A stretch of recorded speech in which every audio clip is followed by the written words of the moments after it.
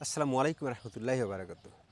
সুপ্রিয় দর্শক, আমি যে আজকে আলোচ্য বিষয়টি হলো, আপনাদের সাথে যে কথা বলবো সে বিষয়টি হলো যে শেখ হাসিনার ভাষণকে কেন্দ্র করে।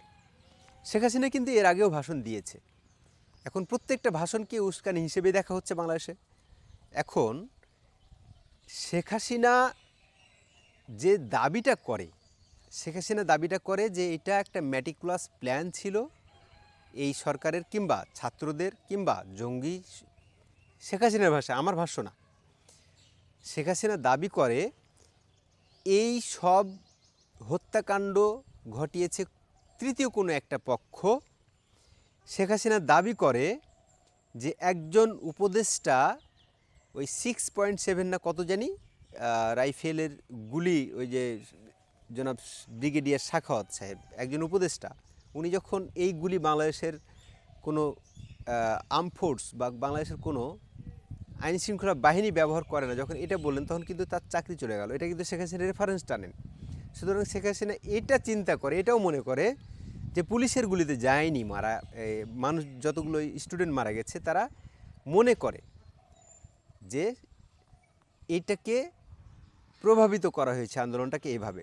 এবং কোটা আন্দোলন থেকে যে আন্দোলন সরকার পতন আন্দোলন হতে পারে, সেটা পরিকল্পিত অন্য কিছু ঘটতে পারে। শেখ হাসিনার যে ধারাবাহিক বক্তব্য, আমরা এটা বুঝতে পারছি, বা এভাবেই কথা বলার চেষ্টা করছেন উনি। এটাকে উস্কানি হিসেবে আমরা নিচ্ছি, উস্কানি হিসেবে ছাত্ররা নিচ্ছে। এখন কথা হচ্ছে যে শেখ হাসিনা এই বক্তব্য যে আপনি দিচ্ছে, এটা আপনি উস্কানি হিসেবে নিচ্ছেন, আর আপনি যে 32 নম্বর বা আওয়ামী লীগের অন্য অন্য বাড়িঘর 6 মাস পরে এসেও ভাঙবেন, দিয়ে আপনি বক্তৃতার বা বক্তব্যের জের ধরে আপনি একটা করে ঘটনা ঘটাতে থাকবেন, যেটা মব বলি আমরা। এই মব আপনারা ঘটাতে থাকবেন। এইটা শেখ হাসিনার কাছ থেকে আপনারা আশা করেন শেখ হাসিনা ক্ষমা চাইবে? শেখ হাসিনা তো মনেই করে না। শেখ হাসিনা তো মনেই করে না। শেখ হাসিনার ভাষায় বলছি, শেখ হাসিনা তো মনেই করে না যে সে কাউকে খুন করেছে বা তার দল কোনো অন্যায় করেছে। শেখ হাসিনা তো এটাও মনে করে যে সুষ্ঠু তদন্ত হোক। সুষ্ঠু তদন্ত করার জন্য জাতিসংঘের টিম কিন্তু সে গঠন করে দিয়ে গিয়েছিল, সে সেটাও বলছে। এখন এই জাতিসংঘের টিমটা বাংলাদেশে ছিল শেখ হাসিনা চলে যাওয়ার পরেও। শেখ হাসিনার এই জাতিসংঘের তদন্ত কমিটিটাকে বর্তমান সরকারই তো কোঅপারেট করলো না, বর্তমান সরকারই তো ইনফরমেশান দিল না। তারা তখন দেশ থেকে চলে গেল, তারা কোনো কিছু না পেয়ে বা না সহযোগিতা পেয়ে। এখন জাতিসংঘের প্রতিনিধি দলটি যখন কিছু নিজেরা তো তৈরি করবে না, যদি বাংলাদেশ সরকার না চায় তারা করবে না, কারণ বাংলাদেশের সরকারের চাওয়াতে আসছিল।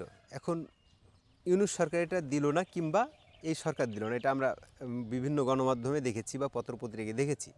তাহলে শেখ হাসিনা মনেই করে না, আর আপনি বলছেন যে শেখ হাসিনা এই আন্দোলনকে স্বীকৃতি দিচ্ছে না, কিংবা এই আন্দোলনকে ভিন্ন খাতে প্রবাহিত করার চেষ্টা করছেন। উনি তো করবেনই সেটা, এটা তো ওনার বিরোধিতার জায়গা। উনি যদি এটা না করেন তাহলে ওনার নীতি নৈতিকতার জায়গাটা কোথায় থাকবে? উনি তো নিজেই মনে করেন যে এটা ছিল হচ্ছে একটা জঙ্গি, মানে জঙ্গি হামলা। উনি তো এটা মনে করেন যে এটা একটা মিলিটারি কু, এটা একটা জঙ্গি কু, এটা তার ওনারা তো মনে করেন। শেখ হাসিনা তো তার বক্তব্য বলছে, তার নেতাকর্মীরা বলছে। তাহলে তারা কেন ক্ষমা চাইবে? এবং 24-এর যে গণ অভ্যুত্থান বা 24-এর যে নিহত, এদের দায় স্বীকার আপনারা করতে বলছেন, এটা তো শেখ হাসিনা বা আওয়ামী লীগের নেতাকর্মী অন্যদের বিরুদ্ধে চাপাচ্ছেন। এটা রেফারেন্স সহ উনি টানছেন যে আন্দোলনকে প্রভাবিত করার জন্য একজন সমন্বয়ক টেলিভিশনে এসে বললেন যে মেট্রো রেল পুলিশ এদেরকে না মারলে, মেট্রো রেল না পুড়ালে আন্দোলন ঘনীভূত হতো না। তাহলে শেখ হাসিনা এটা রেফারেন্স হিসেবে নেবে না? অ্যাবসলিউটলি নেবে, অবশ্যই নেবে।